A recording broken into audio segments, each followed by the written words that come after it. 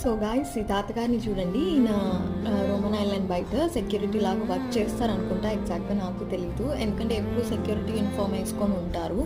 24 hours ఈయన నిల్చునే ఉంటారు. మనం ఏ టైంలో వెళ్ళి చూసినా అన్నీ బాగుండి వర్క్ చేయగలిగే కెపాసిటీ ఉండి కూడా వర్క్ చేయకుండా ఎక్కువగా బెగ్గింగ్ ప్రిఫర్ చేస్తూ ఉండే ఇలాంటి కాలంలో కూడా ఈయన చూడండి, నిల్చునే ఓపిక లేకపోయినా సరే ఈయన నిల్చునే ఉంటారు. ఏ టైంలో చూసినా సరే ఆయన వర్క్ ఆయనే చేసుకుంటారు. ఆయన ప్లేట్ కూడా ఆయన క్లీన్ చేసుకోవడం నేను చూసాను. అక్కడ షాపింగ్కి వచ్చిన వాళ్ళు 10 రూపీస్ 20 రూపీస్ అట్లా ఇస్తే కూడా తీసుకుంటారు. సో నేను వెళ్ళి ఏమైనా ఫుడ్ తిన్నారా అంటే తినలేదు అన్నారు.